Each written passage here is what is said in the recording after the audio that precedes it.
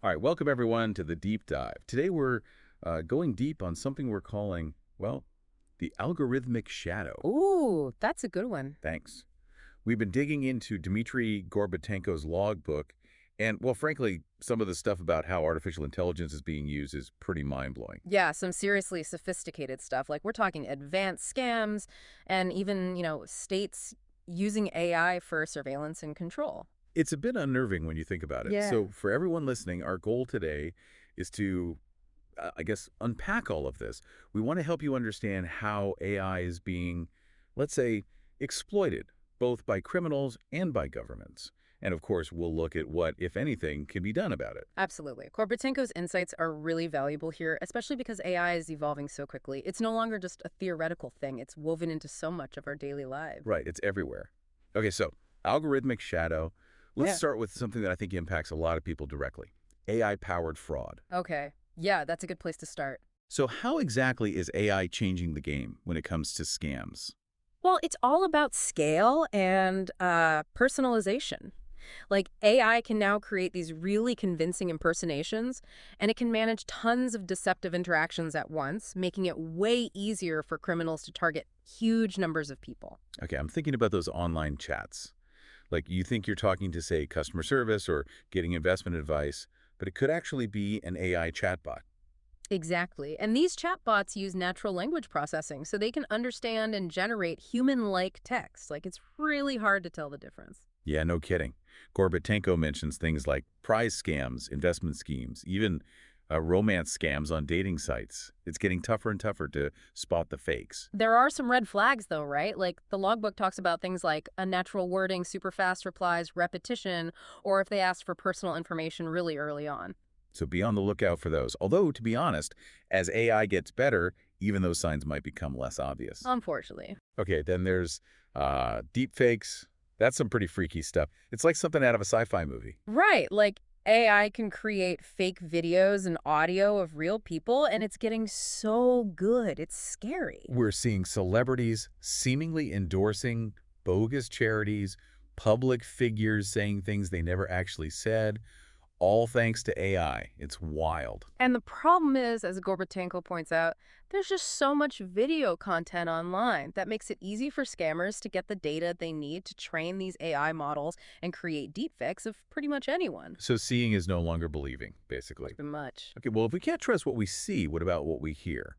There's this thing called AI voice cloning, and it's seriously disturbing. Oh, yeah, that one's bad. Criminals can basically mimic the voice of someone you know, like your grandkid, and call you pretending to be in some kind of emergency and needing money. It plays on those emotional connections, right? Like you'd do anything to help your family.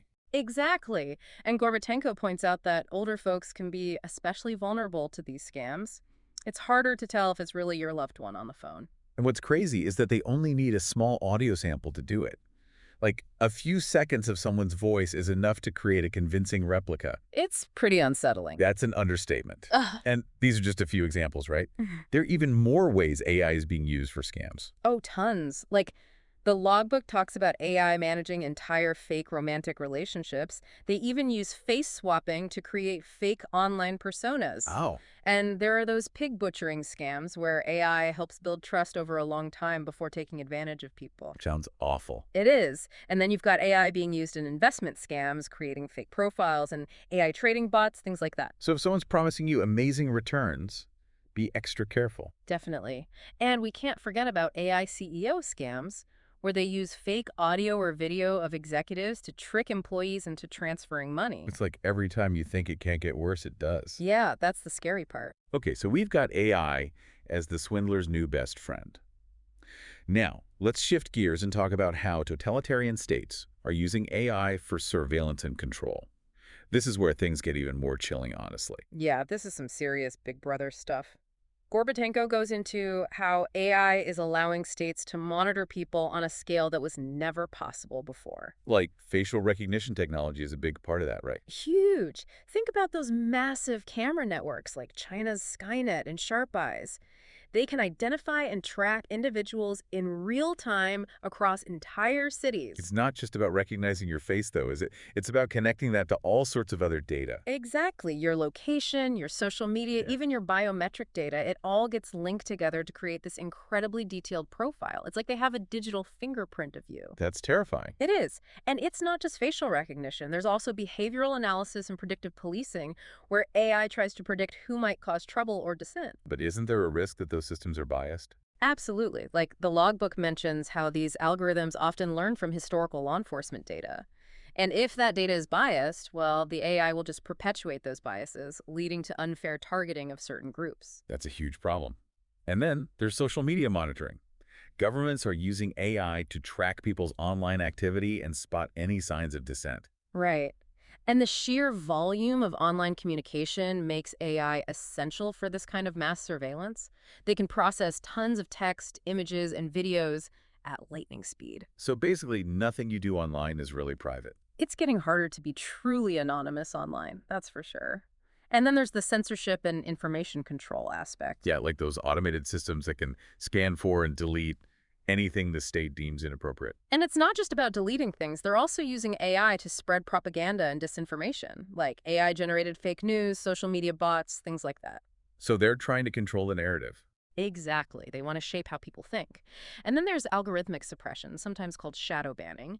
They basically hide dissenting voices without outright censorship. So you might not even realize you're being silenced. It's a very insidious form of censorship.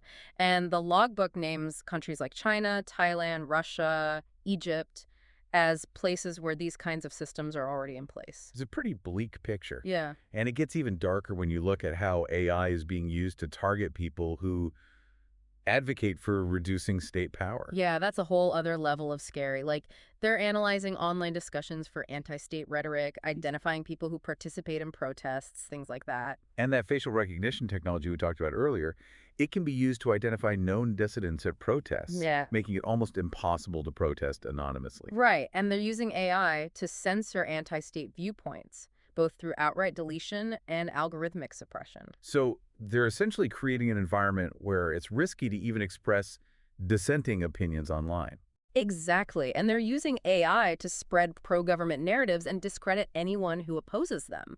Like AI bots, fake social media accounts, deepfakes, it's all part of the playbook. It creates this culture of self-censorship where people are afraid to speak their minds. The logbook even gives examples of AI being used to target activists and suppress protests. It's a disturbing trend. So we've got AI being used for fraud, for surveillance, for silencing dissent. This raises like we're constantly being watched and judged by algorithms. It's a chilling thought, and the global spread of these technologies just makes it worse. It's a global problem, for sure. Okay, so what can we do about all of this? How do we protect ourselves and our freedoms in this age of AI? Gorbatenko offers some potential solutions. Let's start with AI scams. Okay. Well, for individuals, it's all about being cautious. Like, be wary of unsolicited online interactions, double-check identities, maybe even set up family security protocols like safe words. Smart. And of course, make sure your online security is strong with good passwords and two-factor authentication. And stay informed about the latest scams. So it's about being proactive and taking precautions. But what about state surveillance and censorship? That seems much harder to combat. Yeah, it's a lot more complex. Gorbatenko suggests using encryption and privacy-enhancing technologies to protect your communications. So like using VPNs and encrypted messaging apps. Exactly. And it's important to learn about digital security and how surveillance works. But individual actions can only go so far, right? Right. We need collective action, too. Civil society groups and activists need to push back against overreach and advocate for stronger protections. And there's also the potential for using technology to fight back, right? Right. Like developing AI tools for human rights advocacy and counter-surveillance. Absolutely. We can use technology to fight for our freedoms, and human rights organizations play a crucial role here. They monitor the misuse of AI, advocate for stronger regulations, and hold governments and corporations accountable. So it's a multi-pronged approach. Definitely. And ultimately, we need strong regulations and policies to govern the use of AI, like mandating impact assessments, setting clear guidelines based on human rights, promoting transparency, things like that. And maybe even banning or severely restricting certain AI systems that pose the greatest threat to our rights. Yeah, in some cases that might be necessary. And international cooperation is key here, too. We need global norms for the ethical use of AI. So it's a huge challenge, but it's not hopeless. We can protect ourselves and our freedoms if we work together. I agree. So, to wrap things up, we've learned a lot from Dmitry Gorbatenko's logbook. AI is an incredibly powerful tool, but it's a double-edged sword. It can be used for good or for bad. Right.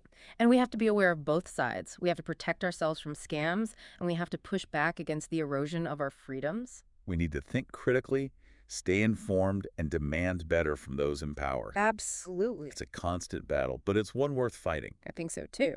This leaves us with a final question for you, our listeners. After hearing all of this, what aspect of AI's impact on individual liberty worries you the most? And what are you going to do about it? It's a question we all need to ask ourselves. Thanks for listening to The Deep Dive. See you next time.